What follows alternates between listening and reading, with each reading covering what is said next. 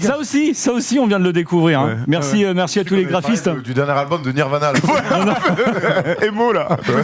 On l'attend avec impatience. On l'attend longtemps, je pense. Oui, aujourd'hui, on était d'ailleurs dans les locaux de Webedia. À 14h avait lieu ce match de l'équipe de France de basket pour la Coupe du Monde face à l'Australie. Un match ô combien important, non pas parce que il ne comptait pas de qualification, mais bien sûr qui allait rencontrer les États-Unis en quart de finale. Les deux équipes étaient qualifiées. Malheureusement, c'est l'Australien, les Boomers, qui se sont imposés 100 à 98. Ah bon, je les appelle les fuckers, moi. Non. Erwan, tu regardes un match de basket avec tension, c'est insupportable. Le nombre d'insultes. On adore, nous. Bon. Ouais, dis rien. Non, mais quand je dis insupportable, de rire, bien sûr. Qu'est-ce qu'on a T'es pas obligé de craquer un fumigène dans l'open space. Pour la 6e fois, on a un match quand même, il est trop chaud. Donc, vous voyez un petit peu le scoreboard. Effectivement, nos Français n'ont vraiment pas démérité. La fin de match laisse un petit peu à désirer. Il y a un moment, il y a eu un plus 5. Je sais que. Il y a même un plus 9, effectivement. La première chose à dire, c'est qu'on a assisté à un très très grand match de basket. Possiblement le meilleur de la compétition jusque-là. Et la France a produit un très grand match de basket. Maintenant, on voit que ça se tient à rien. On perd 100 à 98. Sur une possession, ça se joue presque à rien. Moi, je suis quand même extrêmement frustré parce que j'ai l'impression que ce match, à un moment donné, on l'a en main. Fin du troisième quart-temps, on mène de 9 points. Il y a une séquence dans le deuxième quart-temps quand les Australiens reviennent à 2 points où Evan Fournier met un panier à 3 points, Nando derrière gagne un ballon dans les mains, ou Andrew, je sais plus, il y a 2 séquences comme ça, il marque un lay-up et je sens que là-dessus, on a un ascendant sur les Australiens. Et on n'arrive pas quand même à conclure. Et puis il y a cette remise en jeu terrible avec Andrew qui se comprend pas avec Nando. J'ai l'impression que Vincent Poirier n'ose pas mettre un écran de peur peut-être de prendre une faute offensive. Donc voilà, j'ai très frustré surtout. Et puis le pire dans ces matchs-là, c'est que quand tu as un ballon pour gagner ou pour égaliser, c'est de pas shooter. Et c'est ce qui nous est arrivé. Donc la frustration après 40 minutes d'un basket de très haut niveau, tu n'as même pas le tir pour essayer de gagner. Voilà, c'est très très très amer. Erwan, t'es frustré. T'as raison, on l'est tous. De toute manière, une défaite de son équipe, on est surtout comme ça. Après un grand match, on est forcément frustré. Mais j'ai eu l'impression aussi d'être à notre place. C'est-à-dire qu'on peut regarder tout le monde dans les yeux, mais peut-être qu'il va nous manquer ce petit chouïa. Alors ça peut être le stop défensif, ça peut être la bonne passe, ça peut être le bon choix. Je pense évidemment à Rudy Gobert avec la faute sur Dellavedova, avec le passage en force sur Aaron Baines.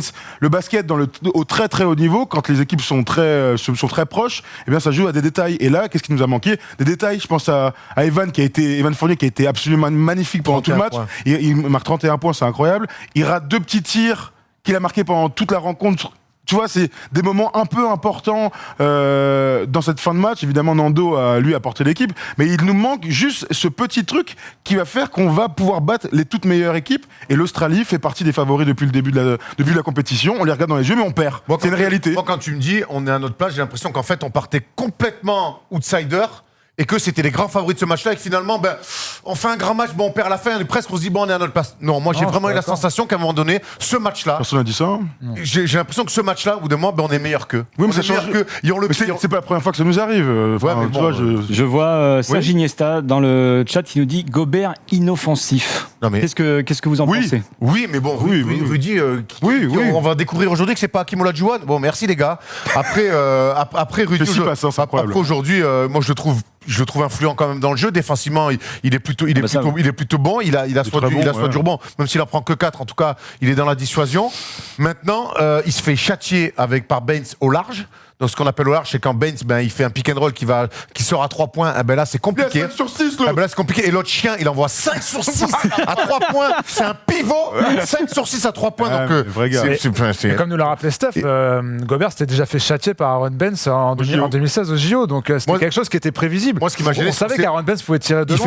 Et on n'avait pas de solution contre ça. Il fait pas 2 sur 3, il fait pas 3 sur 4, il fait 5 sur 6. Et jamais on s'adapte. C'est ça, les grosses équipes. On s'adapte pas. Mais Albis, il a dit, c'était des tirs d'entraînement. Il n'était pas contesté, c'était des tirs ouverts à chaque fois. Il l'a dit en discutant avec Aaron Abotret. Avec un mec de la First Team. On n'est pas sûr. Les sources. Aaron Baines, on a fait une preview il y a 3 jours. Erwan a dit ça peut nous poser problème si Aaron Baines on pense plutôt au corner, et écarte la raquette. C'est exactement ça qu'ils ont fait. Aaron Baines a une main, on le voit en NBA toute la saison. Cette saison avec Boston, il commence à tirer, mais dans le basket FIBA, ils jouent tellement relâchés, ils ont tellement confiance en eux, les Australiens. C'est pour ça que moi, jusqu'à preuve du contraire, au début de la compétition, l'Australie était une meilleure équipe que l'équipe de France. Moi, on peut me dire ce qu'on veut, blablabla. Ils ont un meilleur vécu collectif. Ils ont des meilleurs joueurs sur des postes clés. Ils ont le meilleur joueur potentiellement de la compétition avec Patty Mills, qui nous a encore une fois fait très très très mal. On est à notre place. Ça veut pas dire qu'on peut pas les taper. Ça veut dire que ce match-là, dans la preview, je te dis, on va le perdre sur la fin. Et ben, on le perd pour moi, sur la ça fin. reflète exactement le niveau des deux équipes qui sont d'un niveau constant, qui ont le même niveau, parce qu'il y a Steph qui me fait des grands signes de l'autre côté, ça me fait peur, surtout quand je parle de l'équipe de France. Il y a 198, il y a 2 points d'écart, deux équipes qui ont donné peut-être leur meilleur basket depuis le début de la compétition. Pour moi, il n'y a rien de surprenant dans ce que j'ai vu. Deux excellentes équipes qui ont joué leur meilleur niveau et qui sont, pour moi, peut-être du même niveau, avec un petit. Vous savez où ils vont rejoindre collectif de l'Australie. Vous savez où ils vont rejoindre de facocher. Parce que j'ai eu la chance de parler avec Nico Batum à la fin du match. Et je lui dis, c'est qui lui je vous donne des infos. Oh là là là là là. Sinon Oh les sources. Je sais pas, moi je suis journaliste, donc il faut parler quand on sait. J'ai eu la chance. Facocher. Et je lui dis, ah putain, quel dommage, franchement, vous l'aviez. Il me dit, et c'est là que je vous rejoins, trop d'erreurs. Donc ça, et c'est vrai que ce match-là, on en parlait avec Steph aussi tout à l'heure, on met dedans, on est à droite, on est dans un bon rythme, mais on tombe là-dedans, on tombe dans ce à tout prix que sur l'adresse extérieure, on n'alterne pas, on arrête d'aller provoquer des fautes. Et à ce moment-là, eux, les Australiens, mais tu peux pas m'empêcher de dire que ce match-là, on l'a dans les mains comme peut-être jamais moi je l'aurais respiré. Comme tous les matchs des clubs français en Coupe d'Europe dans les années 90, c'est la même chose. On est toujours à côté et on se fait châtier. Il y a un truc qui est très important, et tu viens de le dire, c'est que on fait un match d'attaque. Rappelez-moi le classement de l'équipe de France sur ses 4 premiers matchs au sein de cette compétition, 2e meilleure défense de la compétition. Moi, j'aurais espéré qu'on amène cette équipe sur... Allez, sans parler de trancher, mais en tout cas, que tu as 75-80 points. Et là, tu as une réelle chance. Là, évidemment, on a marqué beaucoup de points parce qu'ils ont été honteux sur le pick and roll. Donc, Evan s'est régalé, Nando s'est régalé. Mais dans un match d'attaque, on peut pas gagner contre cette équipe de l'Australie, ou en tout cas, on va se faire battre à la fin, et ça marche pour les États-Unis. Donc, messieurs, ça, c'est le passé. Je vais faire un petit peu mon sportif. Je vais dire que le match le plus important, c'est celui d'après. Et effectivement, celui-ci va être monstrueusement important parce que les Français vont s'attaquer peut-être... Normalement, à la meilleure équipe de cette compétition, une équipe bis, une équipe terre, voire pire, et je ne connais pas le terme, c'est les États-Unis. Donc là, les gars, est-ce qu'on y réédite exactement à peu près le même match, un match offensif? Il va falloir mettre de l'impact en défense. Quelles sont les clés, quelles sont les solutions? Ils ont bien compris un truc, les Français, c'est que sur des matchs d'attaque comme ça, en fait, ils réduisent leurs chances de victoire. S'ils défendent, ils ont beaucoup plus de chances de gagner.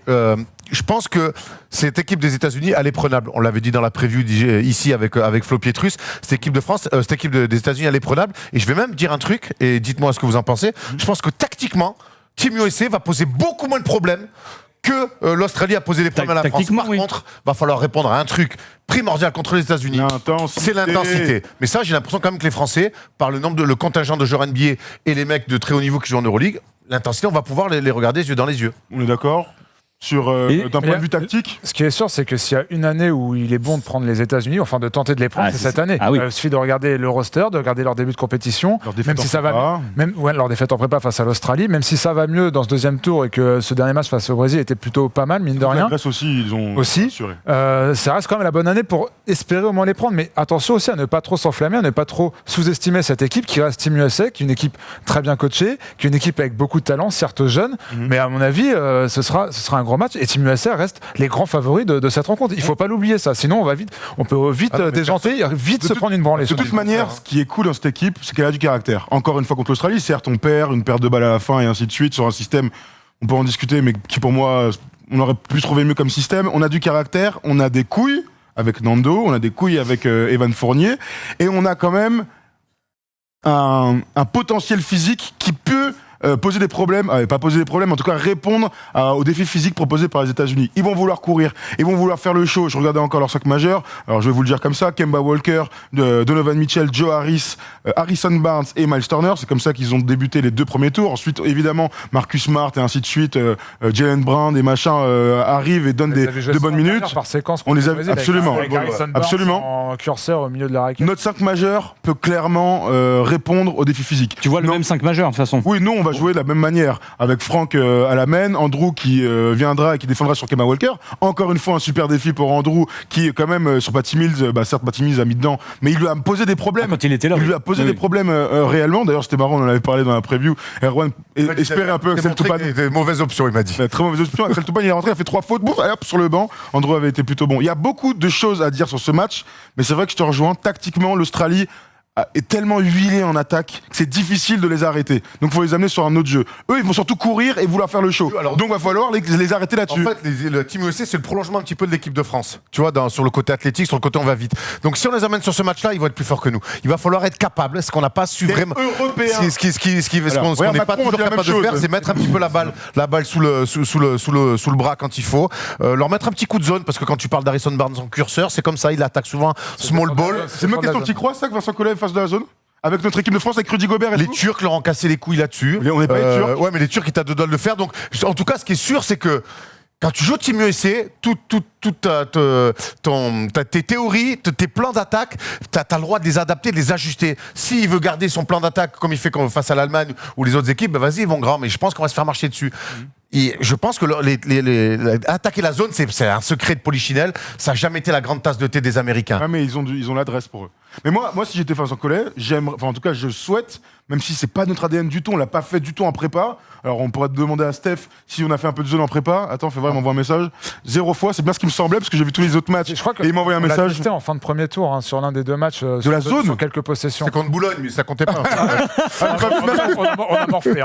J'ai aucun souvenir à voir comment on va jouer, parce que eux jouent donc avec un poste 4, Harrison Barnes, qui n'est pas un poste 4. On nous dit que le Brésil a utilisé la zone aujourd'hui face Oui, le Brésil, mais bien sûr, mais je parle de l'équipe de France. Parce que nous, on va essayer de l'utiliser. On a quand même des grands segments. On a quand même. Si tu fais une 2-3, ou une 2-1-2, t'as quand même un premier rideau assez sympa avec Evan et Frank Ntilikina en début de match, avec beaucoup d'envergure, beaucoup d'envie de défendre, même si Evan nous doit une petite revanche défensive contre les États-Unis. Mais en tout cas, ça va être intéressant de voir tout ça tactiquement mercredi. Tu vas pas faire 35 minutes de zone, ça c'est sûr. Non, mais non. Des petites match-up bien sentis, essayer de leur casser un peu les couilles pour parler poliment, mais parce qu'on sait que cette équipe, individuellement, tout va se jouer sur le défi athlétique et physique sur le 1 contre 1. Moi, je les ai regardés, les matchs des Ricains. C'est impressionnant. S'ils font 3 pas sur une attaque, c'est un miracle. Donc, sur la zone, on sait très bien que sur la zone, il faut de la patience, il faut un jeu huilé, ce qu'ils n'ont pas. Donc, de temps en temps, sur des fins de carton, sur des trucs bien sentis, leur mettre un petit coup de zone, même si Vincent Collet, c'est pas son truc à lui. Alors, on nous confirme dans le chat que la France a fait un passage en zone contre la République dominicaine.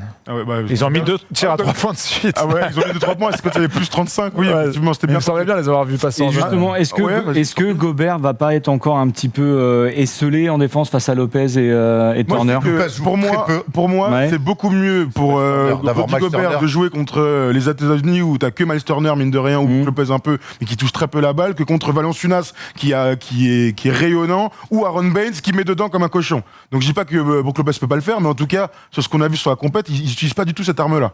Donc Rudy Gobert face à une équipe NBA, donc des mecs de son gabarit et tout ça, je pense qu'il peut rayonner, clairement, mais je pense que le match surtout se jouera ailleurs. C'est pas Rudy Gobert, la bascule. Alors, justement, le Team USA va poser beaucoup moins de problèmes tactiquement à la France que l'Australie. Je pense notamment à Aaron Baines au secteur intérieur. Joe Ingles. Alors on sait que Master foiré, mais il le fait pas du tout, et c'est vraiment des match-ups qui conviennent beaucoup mieux à Rudy Gobert. Donc en fait, pour vous, la clé du match? Moi j'ai une clé. Le Kemba Walker. Va falloir vraiment se mettre une mission Andrew, et pas que lui, mais il va falloir se faire une énorme mission sur Kemba Walker et les pick and roll. Donc pick and roll, ça veut dire que Rudy Gobert, mine de rien, devrait peut-être avoir un rôle un peu moindre, parce que Vincent Poirier a plus de vitesse latérale. Pourquoi pas essayer Mathias Le Sang en poste 5? On l'a très peu vu, on l'a pas vu aujourd'hui. 4, par contre, qu'on arrête. Non, mais regarde pourquoi pas aujourd'hui face à Aaron Baines, au bout d'un moment, peut-être que lui peut changer. Face à Brook Lopez, il va morfler Gobert encore. Il joue pas beaucoup, Brook Lopez. Non, mais il joue vraiment pas beaucoup. Donc moi j'ai un autre truc qui me vient à l'esprit, c'est comment va répondre Evan Fournier à la défense de Marcus Smart.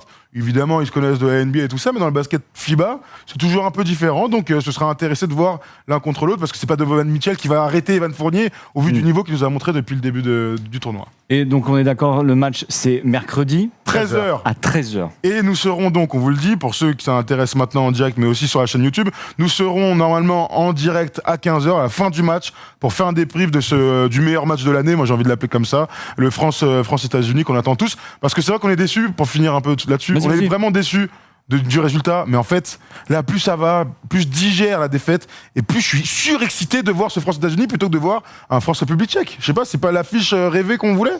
Laisse-moi. Peut-être un peu plus, Ouais, lui, mais peut-être non, un mais peu plus passe tard. à autre chose là. Ah non, mais moi, tu sais ce que c'est. Moi, je passerai à autre chose demain matin. Laisse-moi faire ma nuit peinard. Ah oui, Toutes les campagnes, c'est la même chose. Oui, c'est bien de jouer des gros matchs, mais si c'est pour pas passer l'écart à chaque fois. Ah bah. On a l'autre niveau ou pas? On verra. Alors, effectivement, Faisons l'exploit. on voit les dit, autres quarts. Argentine, Ouais. Argentine, Serbie, Australie, République tchèque, France, États-Unis. Et le dernier quart, que je ne m'abuse pas, c'est Espagne Espagne-Pologne. contre la Pologne. Bien les Espagnols. L'Espagne qui s'en sort très très bien, mais en même temps, ils l'ont voulu, hein, cette qualification et ce tirage. Donc là, effectivement, les Français, on croise les doigts. Moi, personnellement, je vois. Petit prono, vas-y. Yanou, tu le sens pas? Non, je vois une défaite. Je vois une défaite des Français. Peut-être pas. Allez, je dirais même plus de 8 points. Plus de 8 points. Plus de 8 points. Erwan? Moi, je veux une victoire après prolongation. Match incroyable. Oh là là. Oh. Ça, c'est ce que t'espères, mais tu paries vraiment. Oh, je sais ce que tu penses. arrête de m'emmerder. T'es Tu m'as relou, posé une toi. question, Il dit, j'ai répondu. c'est pour ça qu'on perd à chaque fois. C'est à cause de lui. Hein. Parce qu'il dit ce que t'espères, parce que tu vois dans ce match-là. Polo, qu'est-ce que tu penses? J'ai Moi, misé sur toi, personne n'y croyait, gros. Je suis plutôt d'accord avec toi, Yannou. Moi, je pense une défaite d'une dizaine de points. Défaite d'une dizaine de points des Bleus. Ouais. Moi, j'y croyais pas. Je viens d'avoir une information importante dont il faut absolument que je parle Vas-y. avant de finir. Il y a un truc qui est important, donc on va retourner. Non mais on a joué le premier tour à Shenzhen. C'est bien ça. On a joué le deuxième tour quelque part d'autre, je ne saurais prononcer. Et là, on va rejouer ce quart de finale dans notre ancienne ville. Le grand problème, 1500 c'est qu'on a 1500 km à faire, du bus, de l'avion, du machin. On a 7 heures de trajet, alors que les Américains n'ont qu'une heure et demie. Donc, Ils ont certes, 80 les joueurs kilomètres. NBA ont l'habitude de ce type de déplacement Ouais. et donc de la récupération qui va être importante. Dans 2 jours, ça va être peut-être une entame de match un peu plus difficile que l'accoutumée, sachant que l'équipe de France nous a toujours régalé sur l'entame. Voilà, petite information. Et je voulais finir sur, j'y croyais pas sur l'Australie, j'étais sûr qu'on allait perdre à la fin. Et là, je sais pas pourquoi, cette équipe, face aux États-Unis, vu le défi proposé, ils vont être capables de le faire. Et quelque part, des mecs comme Evan Fournier, Rudy Gobert, Nico Batum, Tout qui à jouent fait. NBA depuis des années, c'est ce que Tony Parker n'a jamais pu faire. Quelque part, c'est taper les ricains. Et là, mine de rien, alors c'est pas la meilleure équipe des ricains, mais ça, c'est pas notre problème. Ça, c'est pas notre problème. c'est le Et je pays. peux te garantir que pour les avoir eu ici, chaque fois qu'ils viennent en interview et tout, leur petit rêve de jeune fille, c'est de taper les ricains.